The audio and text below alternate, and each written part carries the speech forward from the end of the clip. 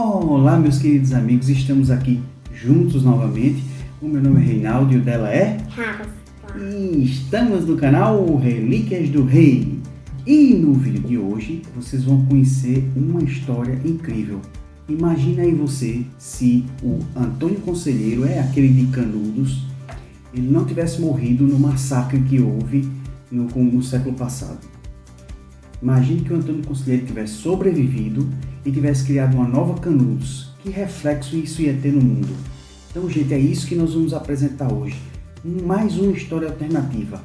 E vocês sabem que eu gosto de falar de história alternativa, que eu tenho vários vídeos aqui. Se vocês quiserem, eu vou deixar os cards aqui. Se você gosta de história alternativa, de viagem no tempo, é aqui mesmo, é no nosso canal que vocês podem acompanhar isso. Não é, Rafa? Sim. Então, gente, antes de tudo, antes de conhecer o vídeo, o que é que o nosso pessoal tem que fazer, Rafa? Eu não sei, eu esqueci. Dá o like, se inscrever no canal e apertar a notificação. E compartilhar é importante, gente. Se vocês gostam do vídeo da gente, vocês encaminham um link para um amigo pelo WhatsApp ou pelo Facebook, ou onde quer que seja. Mas encaminhe, divulgue os nossos vídeos, né, Rafa? É legal ou não é? É. E por que você tá tão calada hoje? Se você não for no canal. Porque você fez esse canal é por causa do cachorro que você tá falando tanto aí. Então, gente, fique conosco, acompanhe o nosso vídeo. Mas antes de tudo, vocês vão acompanhar a nossa... Roda a vinheta! Vinguei! Roda a vinheta!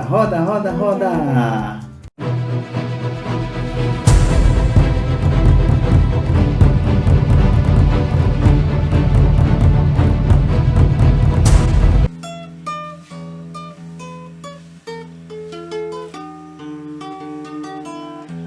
Conselheiro, cabra da peste, que vira e mexe, que cheiramos o bim. Conselheiro fuçou o Nordeste, pelo agreste, fez reza e motim. Conselheiro fundou cidade, derrotou exércitos e virou mártir. Conselheiro fundou cidade, derrotou exércitos e virou mártir.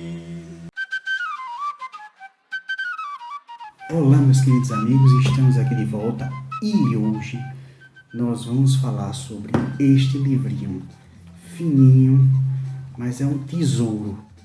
Vocês sabem que eu amo história alternativa, já deve ter notado pelos vídeos anteriores que eu adoro livros que falam de universo paralelo, histórias que se passam em universos paralelos, né?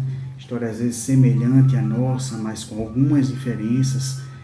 E é o caso desse livro, A Casca da Serpente, do José J. Veiga. Foi uma grata surpresa. Na verdade, esse livro eu fiquei sabendo dele, lendo sobre história contrafactual e história alternativa. Achei a história interessante, o enredo interessante e decidi comprar. E li esse livro em 2 dias, na verdade em poucas horas, né? O tempo que eu tive nesses 2 dias, eu aproveitei para ler e li rapidinho. A gente traça. A história é uma delícia. Antes de qualquer coisa, pessoal, eu vou avisar que eu vou dividir esse vídeo em 2 partes, né? A primeira parte eu vou fazer uma breve resenha da história. Mas como eu costumo contar a história até o fim, quando chegar ao ponto que vai começar os spoilers, eu vou dar o alerta aqui para vocês pararem se quiser conferir, ler o livro antes. Depois vocês retornam e vê o final, tá certo? Os meus comentários. Essa é uma história alternativa. Nós vamos acompanhar o final da Guerra de Canudos, com aquela chacina que ocorre, né? A gente sabe que não sobra ninguém, né?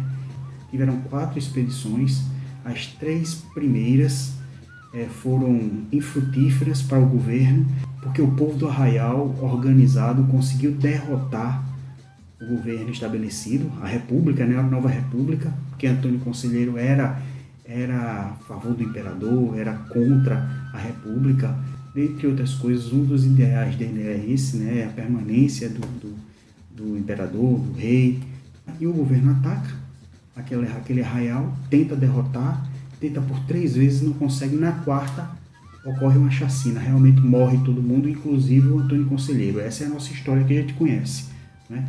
Só que aqui, gente, acontece diferente. No finalzinho, quando o arraial está caindo, está praticamente destruído, o Antônio Conselheiro doente, né, quase morrendo, a míngua, os poucos cabeças daquele arraial que sobram se reúnem e levam o Antônio Conselheiro dali, levam para uma outra região. E eles fazem uma artimanha, eles colocam um corpo de um outro morador, que era muito parecido com o Antônio Conselheiro, enterram esse corpo e dizem que é ali que está enterrado o verdadeiro Antônio Conselheiro. Então a polícia cai nessa história, né? Os federais caem nessa história, desenterram o homem e levam a cabeça daquele que eles pensavam que era o Antônio Conselheiro. Enquanto isso, o nosso herói, o Antônio Conselheiro, está ali sendo conduzido pelo seu núcleo, né? pelos líderes daquele movimento para uma outra região, e o Antônio consegue sobreviver.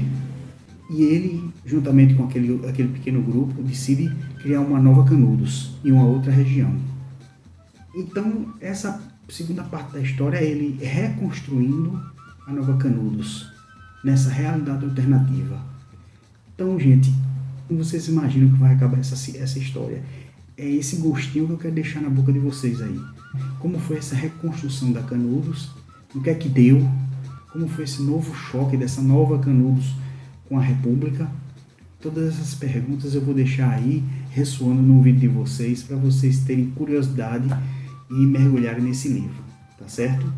Sim, é importante dizer, gente, que a gente vê o gostinho do Nordeste nesse livro. Assim como a gente vê em obras como Lisbela e o Prisioneiro, como Alto da Compadecida, aquela maneira tipicamente nordestina de falar, aqueles trejeitos, né? Aquela graça também, a gente vai ver tudo isso nesse livro, a gente vai se divertir demais. É uma delícia ler esse livro. As conversas entre as pessoas aqui, você se diverte demais. Além disso, o autor, que parece ser um mestre em fantasia, nesse pequeno livro ele traz personagens interessantíssimos como Chiquinha Gonzaga, como um príncipe, o príncipe Pietro, é meio complicado esse nome, ficou conhecido como Pedro no livro, que é justamente o príncipe teórico do anarquismo. Temos aqui também o fotógrafo Militão Augusto, que é um dos pioneiros da fotografia no Brasil. De verdade, o autor traz esse personagem histórico para a nossa ficção aqui. O autor traz também 2 irlandeses muito loucos, que também vão fazer parte dessa nova Canudos, vai ajudar na construção da nova cidade. Esses irlandeses também percorreram o mundo e trazem histórias de outras realidades, também trazem outros personagens históricos. Tudo isso enriquece a história, gente. Por tudo isso é que eu recomendo demais A Casca da Serpente. Bom, gente, a partir de agora, alerta de spoiler. Vou contar o final da história e vocês aí, se quiserem parar, tudo bem. Vocês vão, leem o livro, depois retornam para a gente conversar sobre esse final. Caso não, fiquem até o fim, porque vocês vão saber o final de A Casca da Serpente. Bom, nós percebemos desde o começo da história que o Antônio Conselheiro, depois daquela derrota, ele começa a repensar sobre a vida, repensar sobre os seus projetos, repensar sobre até sua vida pessoal. Bom, então durante o livro a gente vai vendo o arco do personagem, de um extremista religioso, defensor do império, ele começa a se transformar, e tanto fisicamente como internamente. Ele retira a barba, retira o cabelo, tira aquela vestimenta, aquela bata que ele vestia, e começa a colocar roupas normais, calça, camisa. Começa a pensar de uma forma diferente. A religião, ele começa a pegar mais leve, ele administra horas de rezar com horas de trabalhar. E a nova Canudos vai tendo feições diferentes. E quando o príncipe entra nessa história, o Pedro, ele é conhecido como Pedro, que é esse teórico do anarquismo. Quando ele entra nessa história, ele começa a trocar ideias com o Antônio Conselheiro. E o Antônio Conselheiro começa a querer implantar uma sociedade anárquica ali na Nova Canudos. Então, no finalzinho da história, a gente vê um pulo de 70 anos na história. Em 1960, a República finalmente derruba a Nova Canudos. A Nova Canudos, que acabou crescendo, tomando corpo, virando, segundo o autor, uma sociedade perfeita. onde os homens se entendem, onde os homens se apoiam, onde lutam pelo um bem comum. E a República, sempre em choque com essa comunidade, finalmente, 75 anos depois, toma a cidade, derruba a estátua do novo Antônio Conselheiro, que aí ele ficou sendo conhecido como Tio Antônio. Ele mudou inclusive o próprio nome, né? Deixou de querer ser conhecido como Antônio Conselheiro para ser conhecido simplesmente como Tio Antônio. Mas esse Tio Antônio tinha essa estátua no meio da cidade. Essa estátua que foi derrubada na década de 60, depois que a cidade foi novamente destruída. E assim termina a nossa história, gente. Vale a pena demais. Eu me apaixonei por esse livro e aconselho todos vocês a lerem. Tá certo, gente? E é isso, pessoal. Espero que vocês tenham gostado de mais um vídeo. Semana que vem tem mais. E como eu disse a você no começo do vídeo, procure nossos vídeos aqui do canal, que se vocês gostaram desse, sobre esse tema, vocês vão gostar de muitos outros, tá bom, gente? Então, um bom final de semana e até a... Até a próxima, pessoal. Rafa hoje tá meio do bolso de maracujá, tá certo? Tchau, pessoal.